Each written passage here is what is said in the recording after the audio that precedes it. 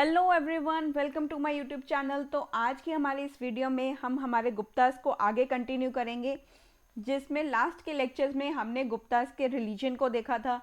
आज हमारे गुप्तास के बारे में हम लिटरेचर के बारे में समझेंगे कि गुप्तास के पीरियड में लिटरेचर कैसा था, लिटरेचर किस तरह का था हमारे गुप्ता एम्पायर में। अगर यहाँ पर लिटरेचर की बात करें तो गुप्ता एम्पायर में जो हमारा गुप्ता पीरियड था, गुप्ता एम्पायर में जो आर्ट एंड लिटरेचर था, हमारा art and literature, that was in its golden age. ये गोल्डन एज में था। अपने यहाँ पर इसे गोल्डन एज बोला जाता है। गुप्ता एम्पायर में हमारे आर्ट एंड कल्चर बहुत अच्छे से फ्लरिश किया था। That's why it is known as the golden age of art and literature. Golden age में इसे माना जाता था कि ये अपने गोल्डन एज में था, बहुत ही फ्लरिश कर रहा था। जो लिटरेचर यहाँ पर लिखा जाता था, लिटरेचर को जब लिखा जाता था तब इसे संस्कृत लैंग्वेज में लिखा जाता था। कौन सी लैंग्वेज का यूज़ किया जाता था? संस्कृत लैंग्वेज का यूज़ किया जाता था लिटरेचर को लिखने के लिए। और हमें यहाँ पर रिलीजियस और सेक्युलर लिटरेचर्स भी के कंपाइलेशंस दिखाई दे रहे हैं। कंपाइलेशंस हुए हैं हमारे अराउंड 4th सेंचुरी में, 4th सेंचुरी सीई में, कॉमन एरा और एडी। 4th सेंचुरी एडी भी लिख सकते हो, 4th सेंचुरी सीई भी लिख सकते हो। तो यहाँ पर 4th सेंचुरी सीई की बात हो रही है। इसके अराउंड हमें दो एपिक्स जो थे, हमारे 2 इम्पॉर्टेंट एपिक्स जो थे, इनका हमें कंपाइलेशन दिखाई दिया था। यहाँ पर इन्हें कंपाइल किया गया था, हमारे 2 सबसे इम्पॉर्टेंट एपिक्स को, और इनका नाम है, एक है हमारा रामायण, रामायण, और सेकंड है महाभारत। लास्ट के लेक्चर्स में भी हमने इनके बारे में बात की थी। महाभारत और रामायण जैसे हमारे 2 बहुत ही important and the great epics जो थे, इनको कंपाइलेशन किया गया था अराउंड 4th सेंचुरी एडी में। तो यहाँ पर ये दोनों जो स्टोरीज हैं, the stories of both the epic symbolise the victory of good over evil. ये तो आपको पता ही होगा कि सच्चाई की, अच्छाई की यहाँ पर जीत हुई थी बुराई के ऊपर। तो यहाँ पर ये एक स्टोरी है जो हमें बताती है कि सच्चाई और जो अच्छाई होती है, इसकी हमेशा से ही जीत होती आ रही है, और बुराई इनके सामने, अच्छाई के सामने हमेशा छोटी रहती है। एंड ऑलवेज रिमेंबर, ये एक मॉरल है आने वाले आपके टाइम में भी, जब आप किसी भी चीज़ को आप सॉल्व करोगे, आगे चल के आप आईएएस बनोगे, आईपीएस बनोगे, आप कोई ऑफिसर की रैंक पर जाओगे, वहाँ पर भी ये चीज़ें आपको काम आएंगी। क्योंकि हमेशा जो अच्छाई है और आपकी जो ऑनेस्टी होगी, इसको ही हमेशा लोग प्रेज़ करेंगे। इन सब चीज़ों के लिए ही आपका नाम जो है वो ऑल अराउंड द वर्ल्ड लिया जाएगा। हमेशा ये चीज़ों को देखा करो, क्योंकि हमारे ऑल अराउंड द वर्ल्ड आज भी हमें वो एग्जाम्पल्स देखने को मिलती हैं। Just like doctor S Jaishankar, उनका एक बार एग्जाम्पल लिया करो। वो बहुत अच्छे डिप्लोमेट हैं हमारे। उन्होंने जब वो आईएफएस में थे, वो बहुत अच्छी, उनकी डिप्लोमेसी बहुत अच्छी थी। आज वो हमारे फॉरेन जो है फॉरेन मिनिस्टर हैं। तो उनका एक ऑरा है, एक उनका स्टाइल है, वो भी अपने अंदर वो चीज़ें लेकर के चलते हैं। दैट ऑलवेज द डिप्लोमेसी उनके अंदर होती है। ये सब चीज़ें हमें रामायण जैसी चीज़ों में से भी देखने को मिलती हैं, जिसमें वो सिखाते हैं कि आप हमेशा सच्चाई पर, अच्छाई पर चलते रहिए। अपने आप को कभी मैला मत कीजिए, ताकि जो बुराई है वो हमेशा आप अपने आप ही हार जाएगी। तो ये सब चीज़ें जो हैं हमें रामायण और महाभारत में से देखने को मिलती हैं, सीखने को मिलती हैं। और यही इनकी स्टोरीज़ थी, यही इनकी स्टोरीज़ थी जो आपको आगे चल के भी गाइड करेंगी। तो यहाँ पर और क्या हो रहा था, यहाँ पर हमें एक जो चीज़ें थी, जैसे कि दोनों ही केसेस में हमें विष्णु जी के इनकारनेशंस दिखाई दे रहे थे। रामायण और महाभारत दोनों में विष्णु जी के इनकारनेशंस थे। जैसे कि राम एंड कृष्ण जो थे, they were considered as incarnation of lord Vishnu. तो रामायण में हमें श्री राम दिखे थे, जो कि विष्णु जी के अवतार थे, और कृष्ण जी जो थे वो भी विष्णु जी के ही अवतार थे, जो महाभारत में हमें जो है उनके बारे में पढ़ा जाता है, उनके बारे में वो चीज़ें लिखी हुई हैं। महाभारत में भी हमें कृष्ण जी देखने को मिले जो लॉर्ड विष्णु जी के ही इनकारनेशन थे, और रामायण में श्री राम देखने को मिले, वो भी विष्णु जी के ही इनकारनेशंस थे। तो ये सब चीज़ें हमें हमारे रामायण और महाभारत में से देखने को मिली हैं, और यही चीज़ें जो थी ये मार्क करती हैं कि यहीं से पुराण की राइटिंग की भी बिगनिंग हो चुकी थी। पुराण की लिखने की भी शुरुआत यहीं से हुई थी। पुराण जो थे हमारे वो भी यहीं से ही लिखने स्टार्ट किए गए थे। पुराण की भी बिगनिंग हो चुकी थी कि इन्हें भी लिखा जाने लगा। Beginning of the writing of Puranas. Puranas की राइटिंग्स भी हमें यहाँ से देखने को मिली। जो मेजर पुराण्स हुआ करते थे रिटन इन दिस पीरियड, इस हमारे गुप्ता एम्पायर के दौरान जो हमें मेजर पुराण्स जो थे वो कौन से देखने को मिले थे? एक तो थे हमारे विष्णु पुराण।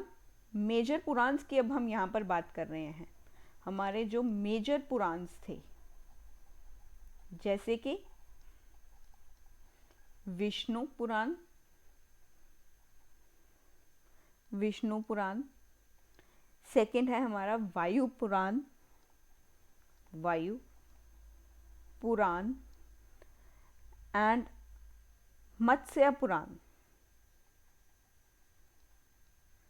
मत्स्य पुराण, मत्स्य पुराण। ये मेजर पुराण्स में से थे जो हमें ड्यूरिंग दिस पीरियड जो दिखाई दिए थे।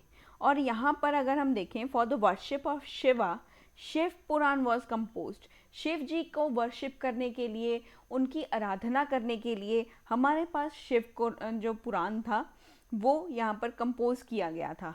शिव पुराण जो था, शिव पुराण, इसे कंपोज किया गया था, इसे कंपोज किया गया था to worship lord Shiv. Shiv ji की पूजा करने के लिए, उनकी आराधना करने के लिए, उनको वर्शिप करने के लिए ये शिव पुराण को कंपोज किया गया था।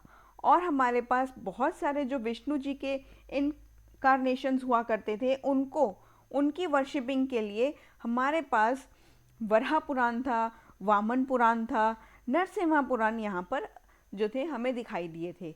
और हमारे जो विष्णु जी थे, विष्णु जी प्लस इनके जो 10 इनकारनेशंस थी, 10 इनकारनेशंस जो थी, इनकी वर्शिपिंग के लिए हमारे पास पुराण जो थे वो थे हमारे पास बहुत ही ग्लोरीफाइंग पुराण थे।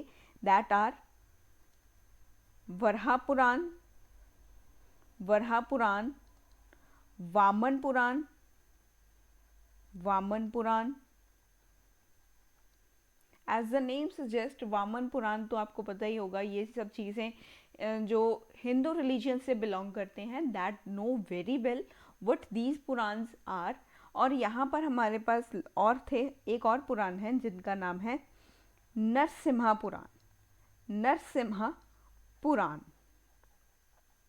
ये जो पुराण्स थे ये हमारे पास प्रेजेंट थे, जो यहाँ पर विष्णु जी और इनके 10 इनकारनेशंस जो थी इनको वर्शिपिंग के लिए हमारे पास अवेलेबल हमारे ये पुराण्स हुआ करते थे। और यहाँ पर स्मृतिज या लॉ बुक्स भी हमारे पास प्रेजेंट थी, उनको भी कंपाइल किया गया था। जैसे कि स्मृतिज भी थी, स्मृतिज या लॉ बुक्स, जैसे कि हमारे पास नारद स्मृति थी, sorry Narad Smriti, which throws light on the general social and economic rules and regulations। जो rules and regulations के ऊपर, social rules and regulations, economic rules and regulations of that period, उसमें क्या क्या था क्या नहीं था वो सब चीज़ें हमारे नारद स्मृति में लिखी हुई हैं। ये स्मृतिज हैं, ये लॉ बुक्स हैं जिनके बारे में यहाँ पर बात की हुई है। साथ में हमारे पास धर्मशास्त्रास भी प्रेजेंट थे, धर्मशास्त्रास भी, बहुत सारे धर्मशास्त्रास भी प्रेजेंट हुआ करते थे। धर्मशास्त्रास धर्मशास्त्र भी यहाँ पर प्रेजेंट थे, जैसे कि यज्ञवल्क्य,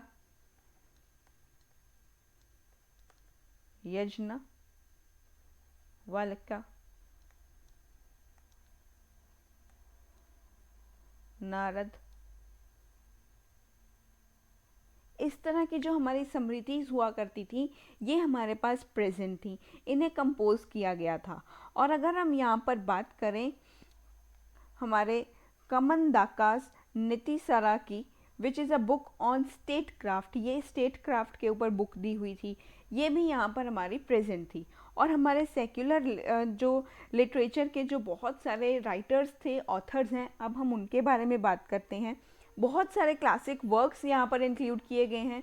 सबसे पहले हम यहाँ पर बात करेंगे हमारे कालिदास की। कालिदास की अगर हम यहाँ पर बात करें तो कालिदास जो थे ये नवरत्न में से एक थे, जो चंद्रगुप्त सेकंड जो थे हमारे चंद्रगुप्त सेकंड थे, इनके नवरत्न की हमने बात की थी। यहाँ पर बात की थी। इनके नवरत्न में से एक जो रतन थे वो थे कालिदास। यहाँ पर इनके 9 ज्वेल्स में से एक सबसे इम्पॉर्टेंट थे, दैट इज़ कालिदास। कालिदास के बारे में हमने पहले भी बात की है। इन्होंने बहुत सारी चीज़ें, बहुत सारा वर्क इन्होंने किया है और इनके वर्क को ट्रांसलेट भी किया गया है यूरोपियन लैंग्वेजेस में। बहुत सारी जो हमारी यूरोपियन लैंग्वेजेस हैं उनमें इनके काम को ट्रांसलेट किया हुआ है। तो यहाँ पर इनके नोटेबल फीचर्स जो थे इनके काम के, which display an element of humor with the characters of high caste speaking in Sanskrit। इनके जो एलिमेंट्स हुआ करते थे वो इस तरह के थे, जो कैरेक्टर्स थे इनके काम में, अगर जो भी ये लिटरेरी वर्क लिखते थे उनमें जो कैरेक्टर्स हुआ करते थे हायर कास्ट के, अपर कास्ट के जो कैरेक्टर्स थे वो संस्कृत में बात करते थे। अपर कास्ट के जो कैरेक्टर्स ये अपने लिटरेरी वर्क में लेकर के आते थे वो संस्कृत में बात करते थे, और जो लोअर कास्ट थे और जो कैरेक्टर्स लोअर कास्ट के हुआ करते थे, जो कैरेक्टर्स लोअर कास्ट के हुआ करते थे वो लोअर कास्ट के थे या कोई विमेन भी थी। लोअर कास्ट का कोई कैरेक्टर है या कोई विमेन भी है, प्लस कोई विमेन भी साथ में है या कोई विमेन कैरेक्टर है, तो वो प्राकृत लैंग्वेज में बात करेगा। तो यहाँ पर कालिदास ने बहुत सारी चीज़ें यहाँ पर लिखी हैं, बहुत सारे जो वर्क्स थे, जैसे कि अगर हम कालिदास के वर्क्स की बात करें, कालिदास ने कौन कौन से लिटरेरी वर्क्स को लिखा है, जैसे कि मेघदूतम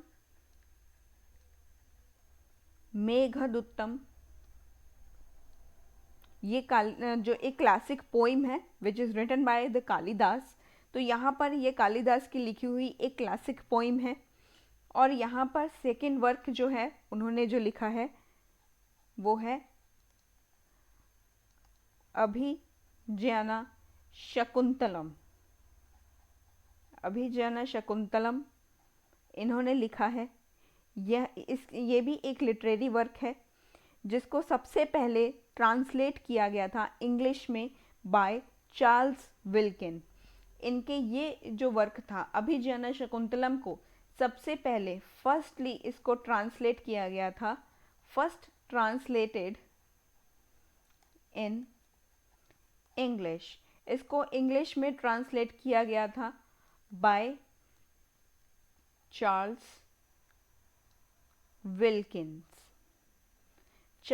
विल्किंस जो थे इन्होंने इसे इंग्लिश में सबसे पहले ट्रांसलेट किया। और नेक्स्ट जो वर्क इन्होंने लिखा था वो था हमारा रघुवंशा।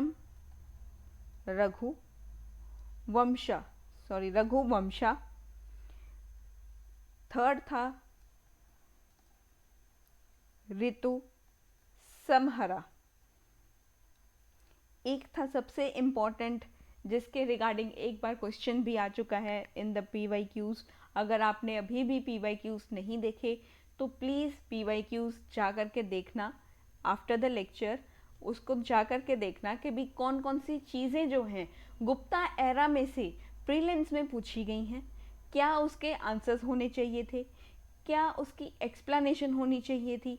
क्वेश्चन को एक बार क्वेश्चन के फॉर्मेट को ज़रूर देखा करो, आपको आइडिया लग जाएगा कि आपकी कमी कहाँ पर रह रही है, पढ़ने में कहाँ पर आपको दिक्कत आ रही है। तो एक बार जा कर के PYQ ज़रूर देखा कीजिए। यहाँ पर है, एक है हमारा मालविका अग्निमित्रम। मालविका अग्निमित्रम, मालविका अग्निमित्रम। तो ये थे हमारे लिटरेरी सोर्सेज जो कालिदास ने लिखे थे। ये बहुत इम्पॉर्टेंट है। ये लिटरेरी वर्क्स को कई बार जो है वो प्रीलिम्स में पूछ लेता है, कहीं से भी क्वेश्चन ये जो है वो घुमा के पूछ लेगा या कैसे भी करके पूछ लेगा। कोई भी आपको लिटरेरी वर्क उठा करके दे देगा, वहाँ पर आपको मैच द कॉलम आ जाएगा कि ये मालविका अग्निमित्रम जो है वो अमर सिम्हा की लिखी हुई है या जो है इस तरह से अलग अलग मैचिंग में दे देगा। या कोई भी ऐसे पूछ लेगा भी कितने पेयर्स इसमें से सही हैं, how many above pairs are correct, तो वो पूछ सकता है only 1 pair, 2 pair, 3 pair, 4 pair. तो इस तरह से क्वेश्चंस वो पूछ सकता है। तो इन सब के लिए आप थोड़ा सा प्रिपेयर रहा कीजिए। तो ये सब चीज़ें बहुत इंपॉर्टेंट होती हैं रिगार्डिंग द प्रीलिम्स। तो इन्हीं चीज़ों के ऊपर ज़्यादा ध्यान देने की ज़रूरत होती है ऑन द लिटरेरी वर्क। तो नेक्स्ट है हमारे पास second Shudraka. Shudraka writer of the play, ये राइटर थे एक प्ले के। वो प्ले है हमारा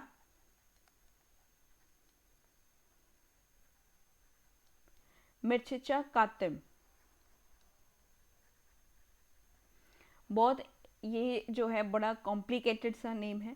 अगर ये मैंने नेम को यहाँ पर गलत प्रोनाउंसिएट कर दिया तो प्लीज़ ऑफेंड मत होना, दिल पे मत लेना, दुखी मत होना कि मैम ने ये गलत बोल दिया, ऐसा नहीं बोलना चाहिए था, वैसा बोलना चाहिए था, इसकी प्रोनाउंसिएशन ये है, ऐसा नहीं होना चाहिए। तो वो चीज़ें अपने दिल पे मत लेना, उसको खुद ऑटो करेक्ट कर लेना, क्योंकि ऑटो करेक्ट का फीचर आपके फ़ोन में भी दिया होता है। जब आप टाइप करते हो कई बार गलत हो जाता है, वहाँ पे आपको ऑटो करेक्ट भी कर देता है कि भैया आपने गलत लिखी है स्पेलिंग्स। तो यहाँ पर भी मैं आपको पहले से ये डिस्क्लेमर दे रही हूँ कि अगर ये चीज़ आपको लगे कि भी मैंने गलत प्रोनाउंसिएट की है तो फिर प्लीज़ उस चीज़ को खुद ही ऑटो करेक्ट कर लीजिएगा। कई बार हो सकता है आप सही हो, आपको ज़्यादा पता हो, आपको ज़्यादा ज्ञान हो, वो चीज़ें हो सकती हैं। आप उन चीज़ों को अच्छे से जो है टैकल करना जानते हो, मुझसे ना होता हो, तो उन चीज़ों को आप ऑटो करेक्ट कर लीजिएगा। तो ये एक प्ले जो है वो शुद्राका ने लिखा था। ये जो है ये हमारा मिर्चतिकम जो प्ले है ये डील करता है with the love affair of a poor Brahmin with a beautiful daughter of a courtman. जो कोर्टिशियन था हमारा, एक जो कोर्टिशियन था उसकी एक डॉटर थी जो बहुत ही खूबसूरत थी। उसका जो है एक ब्राह्मण था, बहुत ही पुअर था वो। उससे जो है उन दोनों का जो इनका जो लव अफेयर था उसके बारे में, इनके प्यार के ऊपर इसने जो है वो एक प्ले लिखा था। ये प्ले डील करता है with the love affair of a poor Brahmin with a beautiful daughter of a courtesan. एक कोर्टिशियन की बहुत ही खूबसूरत जो बेटी थी उसके साथ उसका जो था लव अफेयर था, उसको यहाँ पर प्ले में उसने डिस्क्राइब किया है। Deals with the love affair of a poor Brahman with the beautiful daughter of a courtisan। तो ये हमने शुद्राका के बारे में देखा। नेक्स्ट है हमारे विशाख दत्ता। विशाख दत्ता ऑथर थे मुद्रा रक्षा के और देवी चंद्र गुप्तम के। विशाख दत्ता के बारे में तो स्टार्टिंग में ही हमने पढ़ा था, हमारे गुप्तास की स्टार्टिंग के लेक्चर्स एक बार जा कर के ध्यान से देख लीजिएगा। तो यहाँ पर हमने विशाख दत्ता को भी कवर किया है। विशाख दत्ता ये ऑथर थे हमारे, इनका लिटरेरी वर्क यहाँ पर लिखा है मुद्राक्षा एंड देवी चंद्रगुप्तम। देवी चंद्र गुप्तम।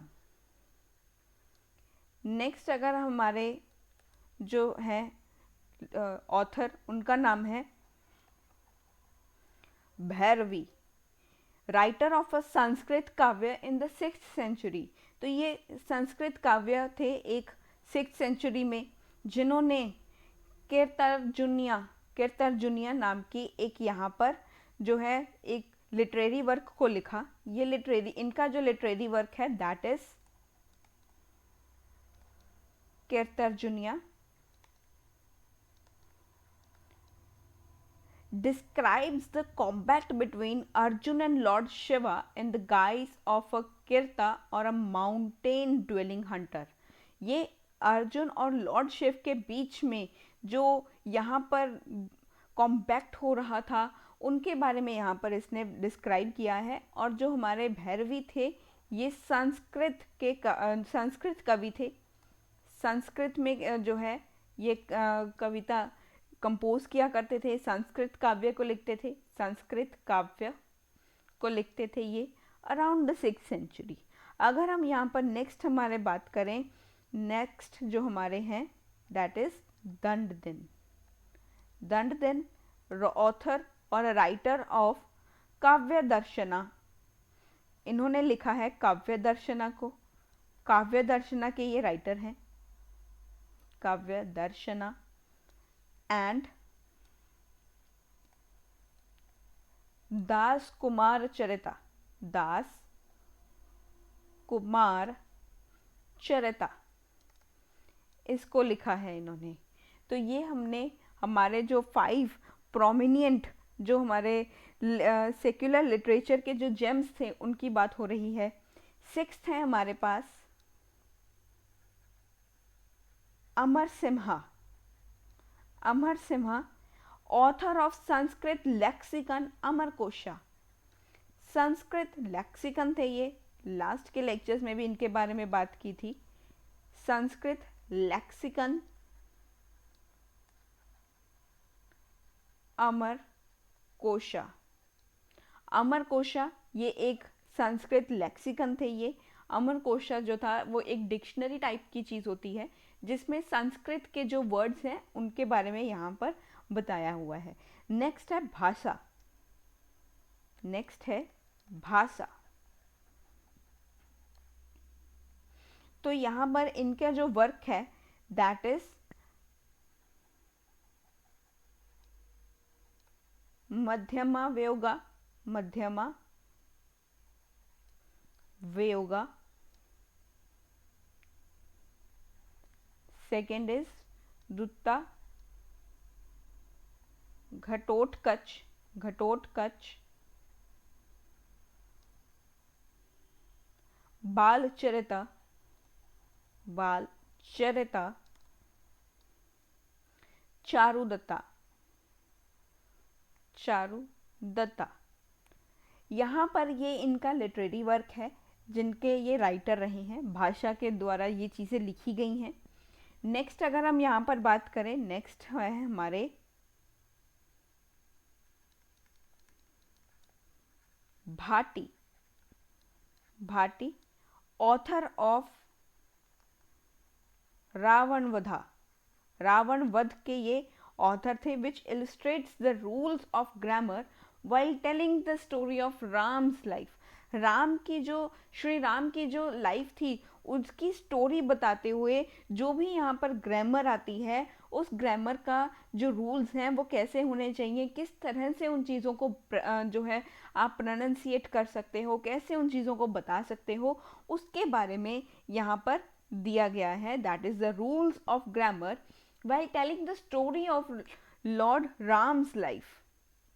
राम की जो ज़िंदगी थी, उनकी जो लाइफ थी, उनकी लाइफ को डिस्क्राइब करते वक्त कौन से ग्रामर के जो रूल्स हैं वो फॉलो करने चाहिए, कौन से नहीं करने चाहिए, वो चीज़ें इसमें दी गई थी। जैसे कि अगर आप आज इंग्लिश में अगर बात कर रहे हो, तो फिर अगर आप उसमें पास्ट टेंस की बात कर रहे हो, देखो टेंसेस तो बहुत इंपॉर्टेंट होते हैं while writing the English. English को जब भी आप कोई भी आप उसमें चीज़ लिख रहे हो, लेटर लिख रहे हो, कोई भी ऐसे लिख रहे हो, कुछ भी लिख रहे हो, उसमें आपको टेंसेस की मिस्टेक नहीं होनी चाहिए, मोरल्स आने चाहिए आपको। ये सब चीज़ें इंपॉर्टेंट होती हैं। नाउन्स पता होने चाहिए, प्रोनाउंस पता होने चाहिए, एडजेक्टिव्स, एडवर्ब्स, प्रेपोजिशंस, और ये सब चीज़ें आपको तमाम ग्रामर के नॉलेज होनी चाहिए। जब आप कोई भी आपकी ग्रामेटिकल मिस्टेक ना हो, वो ग्रामेटिकल मिस्टेक ना हो, उसके लिए आप टेंसेस को याद कर रहे हो, आप प्रोनाउंस को देख रहे हो, आप नाउन्स को पढ़ते हो, एडजेक्टिव्स को पढ़ते हो, एडवर्ब्स को पढ़ते हो।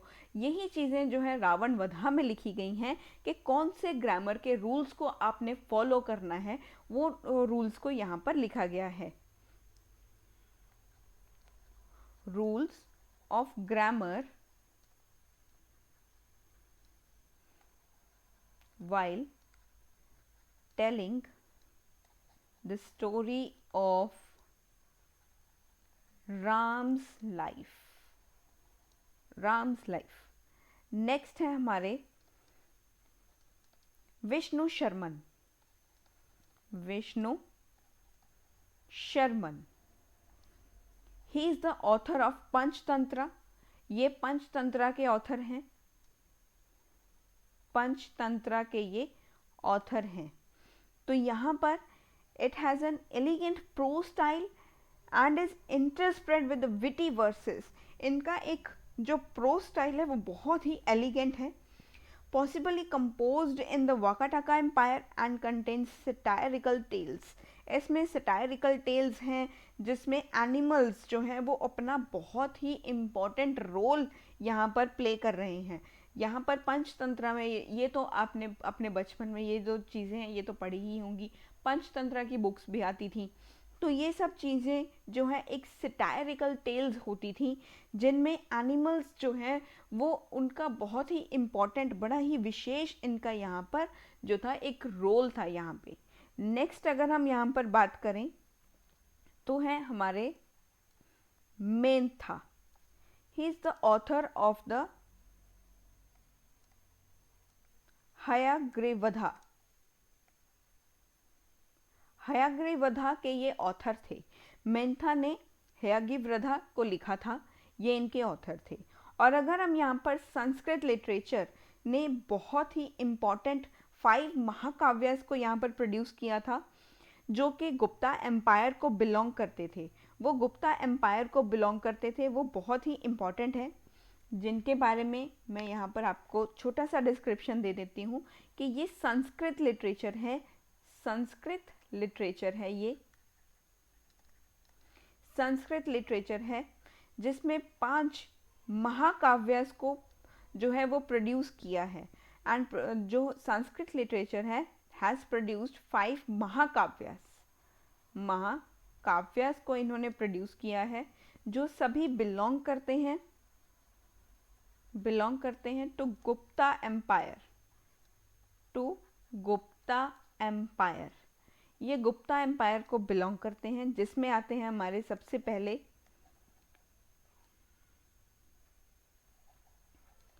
रघुवंशम।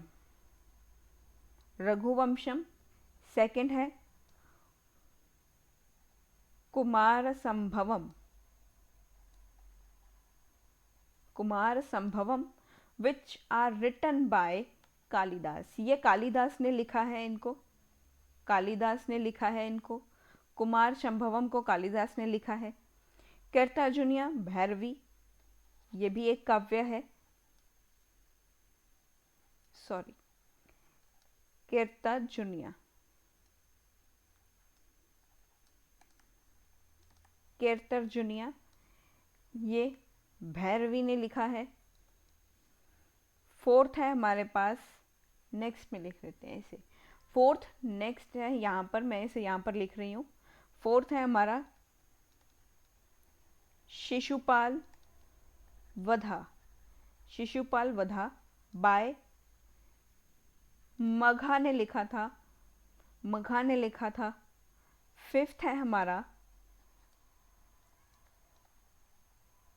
नई सध्याचरितम, नई सध्याचरितम, नई सध्याचरितम बाय श्री हर्षा, श्री हर्षा ने इसे लिखा था। तो ये हमने हमारे महाकाव्य के बारे में देखा, जो संस्कृत लिटरेचर ने जिन्हें प्रोड्यूस किया था। ये महाकाव्यस हैं that belong to Gupta empire, ये वो महाकाव्यस हैं जो गुप्ता एम्पायर को बिलोंग करते हैं। तो यहाँ पर हमने हमारे लिटरेचर को कवर कर लिया है, लिटरेचर यहाँ पर कंपाइल हो चुका है हमारा। नेक्स्ट जो रहता है हमारा वो है आर्ट एंड आर्किटेक्चर। अब ये मत कहना कि भी आपने आर्ट एंड आर्किटेक्चर नहीं करवाया, ये हमारा जब आर्ट एंड कल्चर को पढ़ेंगे, जब हमारा आर्ट एंड कल्चर को जब पढ़ेंगे तब उसमें हम पूरे के पूरे एंटायर ऑफ द एंशियंट को डिटेलिंग के साथ पढ़ेंगे कि यहाँ पर आर्ट एंड आर्किटेक्चर किस तरह से फ्लरिश कर रहा था। हमारे गुप्ता एम्पायर के जो आर्ट एंड आर्किटेक्चर है, हम आर्ट एंड कल्चर में ही सारा कंप्लीट कर लेंगे, ताकि आपको वो चीज़ें अच्छे से समझ में आ जाएं। वो चीज़ें आप वहाँ पे पढ़ना बहुत अच्छे से समझ में आएंगी और बहुत एलेबोरेटली वो चीज़ों को मैं वहाँ पर आपको एक्सप्लेन कर दूँगी। तो अब जो है हम हमारे decline of Gupta empire, Gupta empire का जो डिक्लाइन है अब हम उसे पढ़ेंगे, जो कि बहुत इम्पॉर्टेंट है। गुप्ता एम्पायर के डिक्लाइन को पढ़ेंगे। जैसे कि लास्ट के लेक्चर्स में हमने देखा, जो गुप्ता एम्पायर था उसके डिक्लाइन होने का कारण, एक कारण ऐसा था जो था इन्वेजन से रिलेटेड। अभी हम यहाँ पर हमारे डिक्लाइन को स्टार्ट करने वाले हैं। Decline of Gupta empire, Gupta empire के डिक्लाइन होने के क्या क्या कारण रहे। सबसे पहले तो यहाँ पर जो हुन्स इन्वेजन हुआ था, हुन्स का जो इन्वेजन था, इसके इन्वेजन का एक ये कारण तो था ही, लेकिन ये इतना इम्पोर्टेंट कारण नहीं था। Was not the only reason for its decline. ये एक ही कारण नहीं था कि उनका डिक्लाइन होना स्टार्ट हो गया, और भी कई कारण थे जो गुप्तास को जो है डिक्लाइन की तरफ ले करके चले गए थे। हुन्स का इन्वेजन तो उसमें से एक कारण हो चुका है। हुन्स का इन्वेजन होना एक कारण था। दूसरा कारण है, जो गुप्तास थे could not protect their empire for a long and the successive waves of Huns invasion which made them very weak. Hund's का जब इन्वेजन हो रहा था, हुन्स के इन्वेजन ने उनके जो है यहाँ पर इनके अटैक्स को, ये हमारे गुप्तास के जो रूलर्स थे, वहाँ पर इतना कोई रूलर ये नहीं था कि पावरफुल होगा। गुप्तास का जो रूलर था यहाँ पे, जो गुप्तास थे, ये खुद को प्रोटेक्ट नहीं कर पाए, ये प्रोटेक्ट नहीं कर पाए, इनको प्रोटेक्शन नहीं मिला इनके एम्पायर को। जो इन्वेजन हो रहा था, इन्वेजन से ये खुद को प्रोटेक्ट नहीं कर पाए, इन्वेजन्स के अटैक से ये खुद को प्रोटेक्ट नहीं कर पाए, जिसकी वजह से गुप्तास का डिक्लाइन होना स्टार्ट हो चुका था। ये इनका डिक्लाइन होने का कारण था, क्योंकि अगर कोई स्ट्रॉन्ग राजा होता तो वो अपने राज्य को प्रोटेक्ट कर सकता था। जो बाहरी इन्वेजन्स हो रहे थे, जो बाहरी इन्वेजन्स थे, उनसे ये प्रोटेक्ट कर सकता था। Besides the Huns invasion, there was also a gradual decline in the economic prosperity. तो हुन्स के इन्वेजन से ज़्यादा जो था, वो यहाँ की जो इकोनॉमी थी वो डिक्लाइन होती जा रही थी।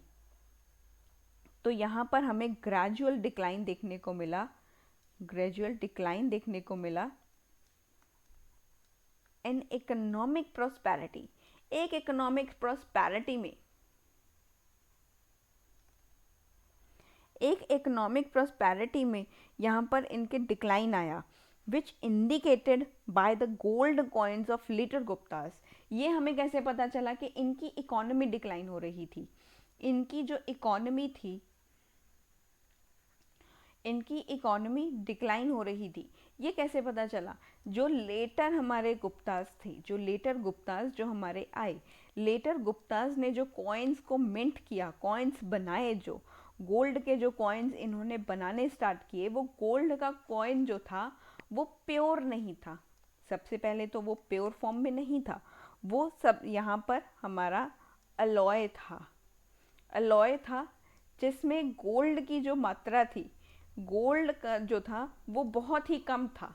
जिसमें गोल्ड तो कम था, बाकी का जो एलिमेंट्स हुआ करते थे जिनके अलॉय से बनाया जाता था, अलॉय ज़्यादा हुआ करता था, गोल्ड कम हुआ करता था, जिसकी वजह से हमें पता चला कि यहाँ पर इकोनॉमी जो थी वो डाउन होती जा रही थी।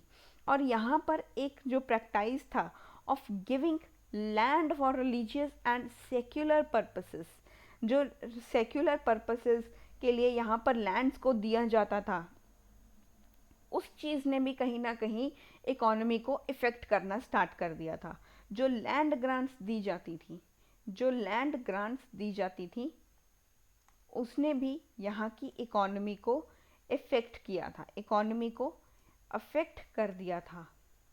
तो ये भी एक कारण रहा। यहाँ पर रिलीजियस पर्पसेस के लिए, सेक्युलर पर्पसेस के लिए जो यहाँ पर दी जाती थी लैंड एज अ ग्रांट, उसने भी इन चीज़ों के ऊपर बहुत ही ज़्यादा इम्पैक्ट डाला था। और अगर हम यहाँ पर देखें, तो अगर यहाँ पर और भी चीज़ें देखें, तो यहाँ पर ये लोग ना तो सिर्फ के इनके ऊपर इनके पास एक राइट था एक टैक्स को कलेक्ट करने के लिए, बल्कि जो डोनेटेड लैंड थी उसको यहाँ पर एडमिनिस्टर करने के लिए भी जो था वो यहाँ पर हुआ करते थे। ये लोग टैक्स भी कलेक्ट करते थे और लैंड को एडमिनिस्टर भी करते थे। तो यहाँ पर ये चीज़ें प्रैक्टिस हो रही थी। और क्या हुआ यहाँ पे? This created a small small pockets of power. यहाँ पर जब भी आप किसी को जो है कोई भी चीज़ आप देते हो, तो फिर यहाँ पर हमें फ्यूडल लॉर्ड्स देखने को मिले। स्मॉल स्मॉल पॉकेट्स बननी स्टार्ट हो गई थी पावर की। जो पावर थी वो सभी के हाथ में आती जा रही थी। जिसके हाथ में ज़्यादा लैंड होगी उसके पास पावर भी तो होगी। वो पावर से जो है रूलिंग अथॉरिटीज़ को भी यहाँ पर प्रॉब्लम क्रिएट करना स्टार्ट कर देगा। तो यहाँ पर डिसइंटीग्रेशन हुआ ऑफ द गुप्ता किंगडम। तो यहाँ पर गुप्ता किंगडम का डिसइंटीग्रेशन स्टार्ट हो गया, डिसइंटीग्रेशन स्टार्ट हुआ। तो लेसर किंग्स जो हुआ करते थे, बहुत सारे लेसर किंग्स यहाँ पर एग्जिस्ट करते थे with the considerable authority with the empire. जो कंसीडरेबल अथॉरिटी थी उनके साथ यहाँ पर हुआ करते थे the lesser kings. Lesser kings यहाँ पर प्रेजेंट थे हमारे। लेसर किंग छोटे छोटे राजा भी जो हुआ करते थे साम्राज्य में, कई जो छोटे छोटे राजा थे वो मौजूद थे, जिनके पास बहुत सारे अधिकार हुआ करते थे, जिनके पास बहुत सारे अधिकार हुआ करते थे। मतलब कि lesser king, many lesser kings भी प्रेजेंट थे, मैनी लेसर किंग प्रेजेंट थे, जिनकी वजह से भी ये सब चीज़ें हुई। देखो एक राजा होगा तो वो सब चीज़ें एक साथ ही चलेंगी। काफ़ी छोटे छोटे एक जो है मेन राजा है उसके अंदर भी कोई राजा बैठे हैं वो काम कर रहे हैं, तो वो चीज़ें भी तो इम्पैक्ट डालेंगी। किसी का जो है वो ब्रेन किस तरीके से काम करता है, किसी का किस तरीके से करता है। जितने ज़्यादा दिमाग होंगे उतनी ज़्यादा बातें होंगी, उतनी ज़्यादा काम करने की क्षमता कम होती चली जाएगी। अगर आप अकेले बैठ करके अपना स्टडी स्केड्यूल सेट कर रहे हो, instead of asking your friends, instead of asking your 10 friends, आपने 10 दोस्तों से पूछने की बजाय आप खुद वो चीज़ को टैकल करो तो वो ज़्यादा चीज़ें आपको क्लैरिटी से आएंगी। आप अपने मेंटर से पूछ सकते हो, आप अपने जो गार्डियंस होते हैं उनसे पूछ सकते हो, लेकिन अगर फ्रेंड से पूछोगे तो वो तो ऐसी वैसी ही जो है आपको प्रॉब्लम सॉल्यूशन प्रोवाइड कर देंगे।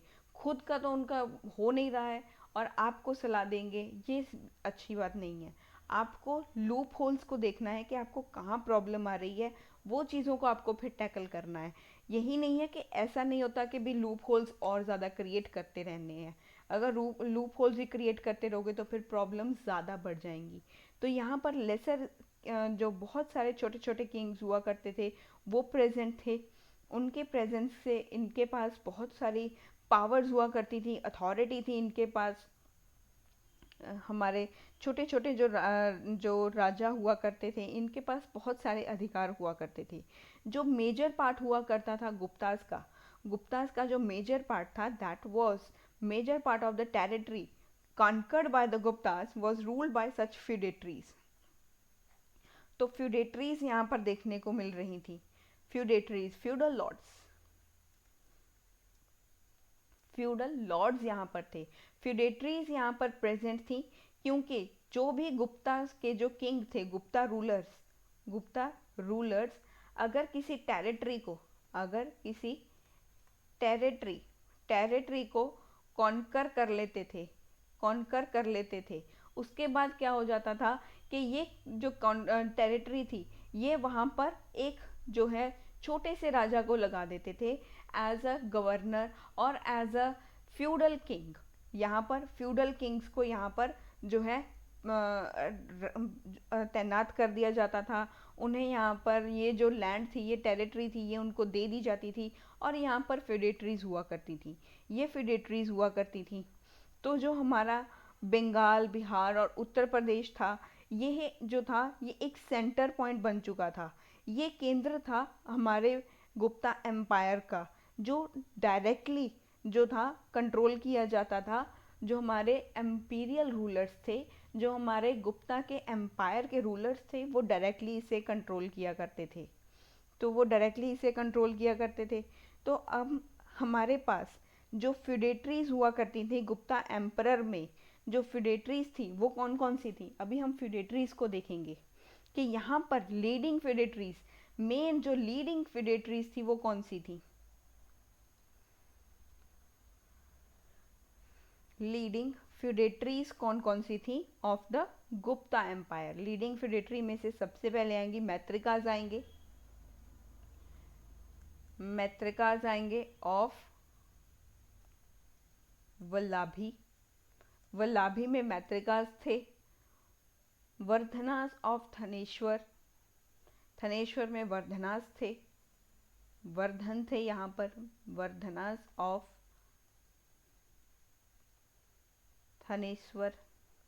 थनेश्वर में यहाँ पर वर्धनास थे। मुखौरीज थे यहाँ पे, मुखौरीज थे ऑफ कन्नौज बड़ा इंपॉर्टेंट होने वाला है आगे चल के, इसे याद रखिएगा। मुखौरीज ऑफ कन्नौज। और हमारे later Guptas of Magadh, later Guptas थे ऑफ मगध। अलग अलग रीजन में अलग अलग यहाँ पर फ्यूडल लॉर्ड्स प्रेजेंट थे, फ्यूडेटरीज ये प्रेजेंट थी। यहाँ पर ये फ्यूडेटरीज जो हुआ करती थी, जब इन्हें पता लगा कि अब हमारे जो गुप्ता एम्पायर है ये इतना ज़्यादा शक्तिशाली नहीं रह चुका है, इसके पास इतनी पावर नहीं है, अब यहाँ पर जो किंग आ रहे हैं यहाँ पर इन्वेजन्स हो रही हैं, गुप्ता एम्पायर की जो इकोनॉमी है वो डिक्लाइन होती जा रही है। अभी यहाँ पर गुप्ता के जो किंग्स हैं वो इतने ज़्यादा पावरफुल नहीं हैं जितने हमने पहले देखे थे। वो गुप्तास के जो यहाँ पर किंग हैं वो बड़े कमज़ोर होते जा रहे थे। गुप्तास के जो किंग थे वो अपनी इकोनॉमी की वजह से, इन्वेजन्स की वजह से, इन सब चीज़ों की वजह से वो कमज़ोर होते जा रहे थे। तब इन्होंने इसी चीज़ का फ़ायदा उठा लिया। इन सभी ने इन सब चीज़ों का, इस अपॉर्चुनिटी को यहाँ पर एज अ गोल्डन अपॉर्चुनिटी मान लिया। इस अपॉर्चुनिटी का फ़ायदा उठा लिया।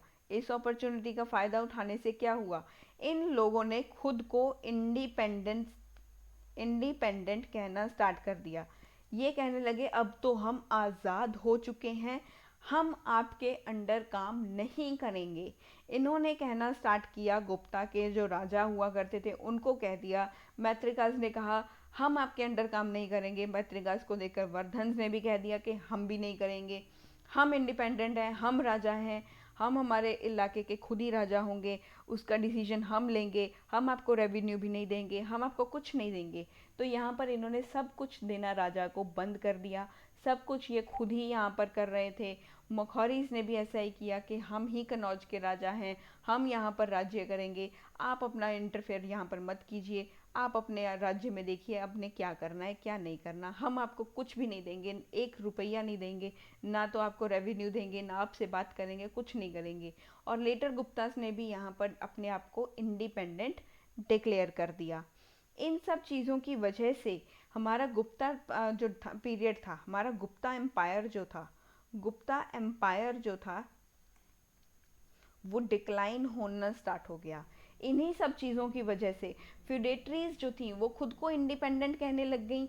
इसकी वजह से यहाँ पर जो था वो डिक्लाइन होना स्टार्ट हो गया हमारे गुप्ता पीरियड्स का, हमारे गुप्तास का यहाँ पर डिक्लाइन हो गया। और हुन्स का इन्वेजन तो था ही, इकोनॉमी जो थी वो तो वीक होती ही जा रही थी। ये दोनों तो मेन कारण थे।